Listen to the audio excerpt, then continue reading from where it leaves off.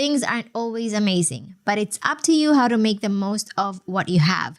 Amazing days or not, you will always have a choice whether to show up or not. You can choose to rest and give yourself space. You can choose to go through it.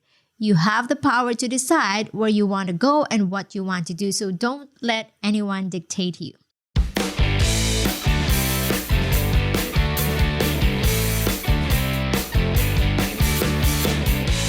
Hey creators, and welcome back to the show. I know you're all excited about what's new and what's coming for the new year on the show, but before I get into those juicy topics, today I want us to look back over the last 12 months and reflect on everything that we learned, in my case, I learned in my life and business in 2021.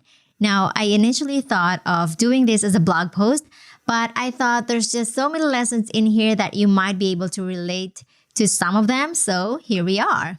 And to start off, I have quite an ambitious goal last year. And I was determined to make it happen. But life as we know it happened. I've had my worst bout of anxiety last year and worst pain associated with hyperacidity, a trip to the ER because of chest pains caused by, you guessed it, hyperacidity.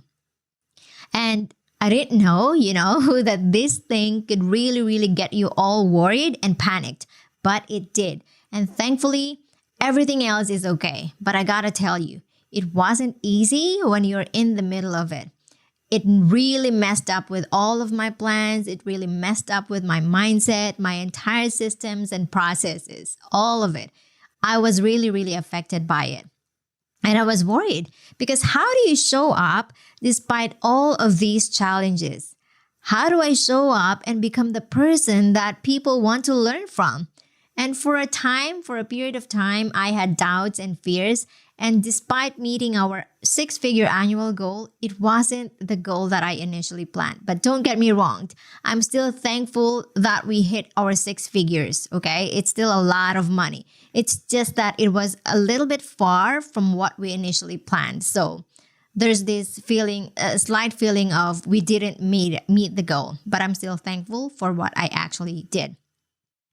So nevertheless, I am sharing this experience with you in the spirit of full transparency and integrity. Okay, I'm sharing these experiences and the lessons that 2021 has taught me in the hopes that it may be helpful in case you're going through or have gone through the same thing that I did. So here we go. The 21 lessons I learned in 2021.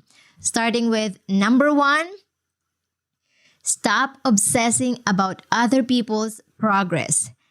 I thought I won't ever have to experience this, but I did. And every time I look at a friend who is killing it in their industry, despite the situation that we are in, I feel a slight tinge of guilt for not being able to do the same.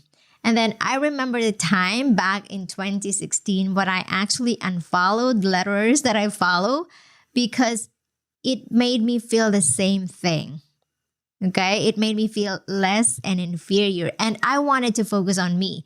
I wanted to hone my skills. So what did I do? I unfollowed those lettering artists. I did the exact same thing this year. I unfollowed some of my friends. I unfollowed some of my friends' posts, not because I don't like them, but because no matter how inspiring their posts are, I came to a point where I was feeling the opposite. And I had to shift my focus back on me. I don't want to feel jealous. I don't want to feel guilty. I don't want to feel bad about, the things that I have not done. So I wanted to shift the focus back on me, my business, and my family and clients. So you can do the same thing. Number 2, slow is smooth and smooth is fast. Now, we've always wanted to do things faster. We always want to succeed faster. But the truth is, the more that we chase getting there fast, the longer it'll take us because we'll constantly look for shortcuts or the newest method instead of focusing on the one thing that will really help us get there. And it is by taking it slow and being more patient about the process. Number 3, You have enough. Stop looking for everything around you. Stop looking for everything. Stop looking for the newest gadget. Stop looking for the newest software or newest app. What's the newest and coolest that everyone else is using? Or, if you have the need to, perhaps you need a new planner and you see that everybody else is using this really cool planner.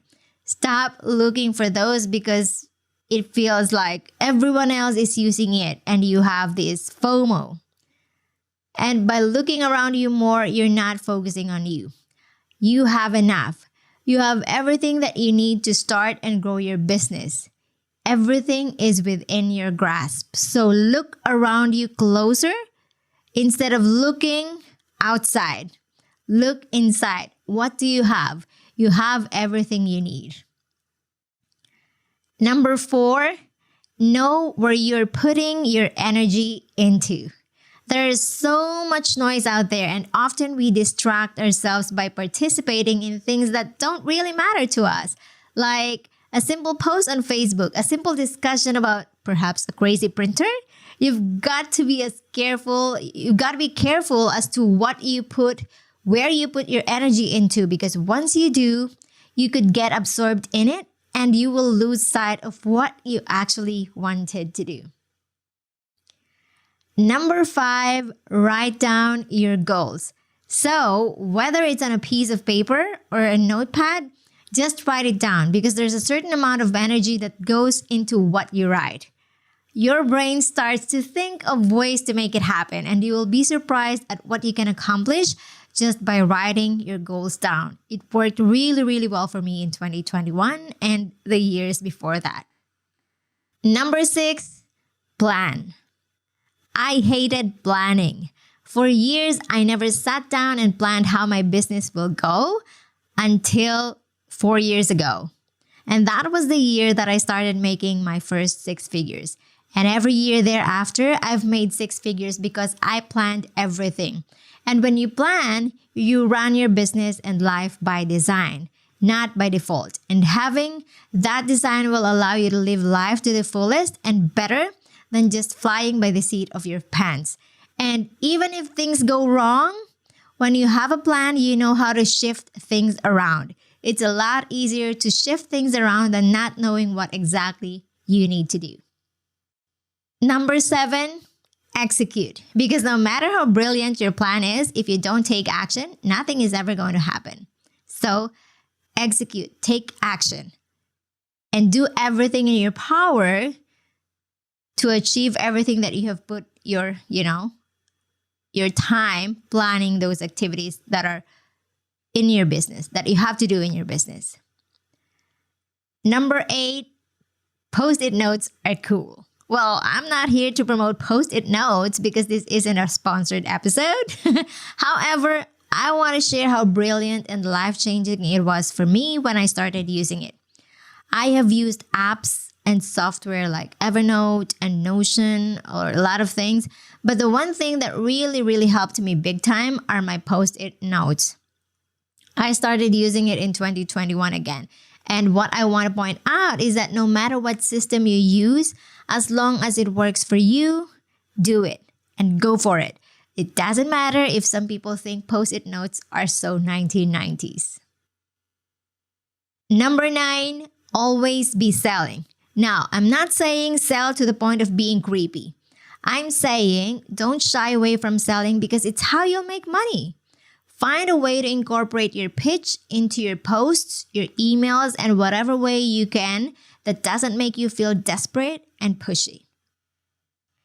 Number 10, always be learning. This one is actually given. However, not many people realize that it takes a lot of learning for us to continuously grow. So we have to make time, and hear this again, we have to make time to sharpen the saw. Sharpen our skills and knowledge so we can continuously serve our clients. Number 11, prioritize you. Like I said earlier, there's so much noise around, so many issues, and so many things that people pay attention to. You don't have to be one of them. And here's the thing, just because you don't participate in issues that matter to many people doesn't mean you're ignoring them.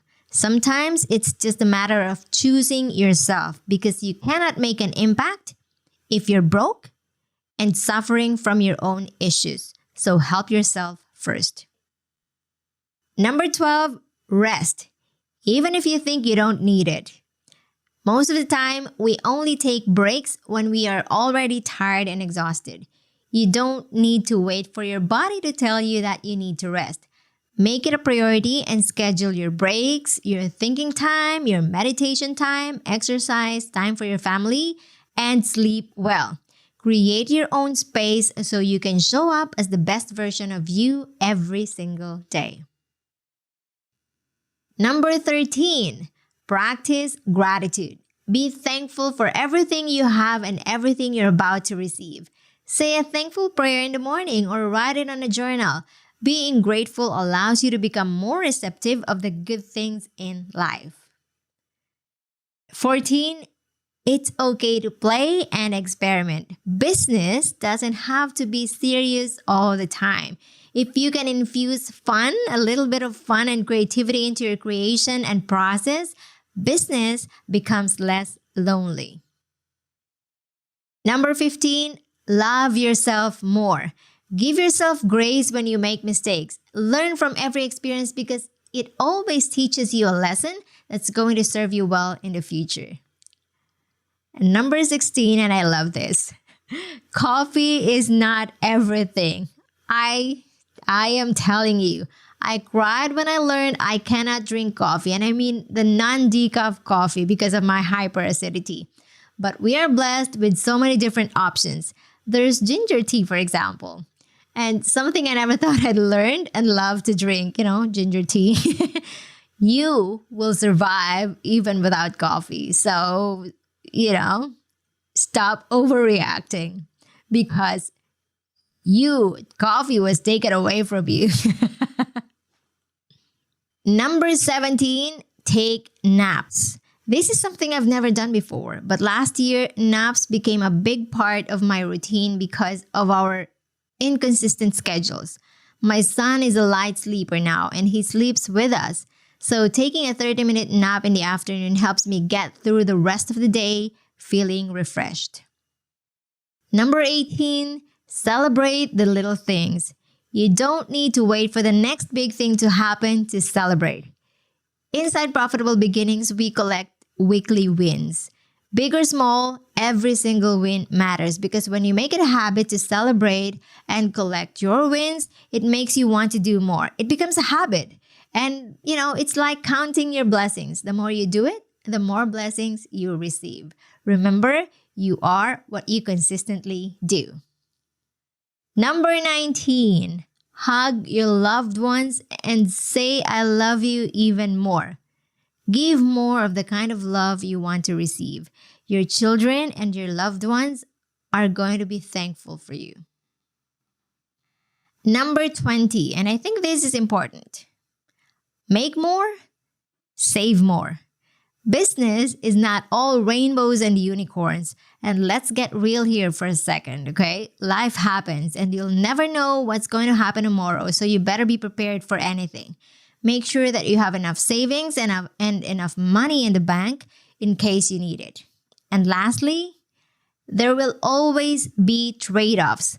They say you can do anything, but not everything. People like to talk about having work-life balance. And in my years of trying to achieve the work-life balance that people preach, I've come to realize there's no such thing.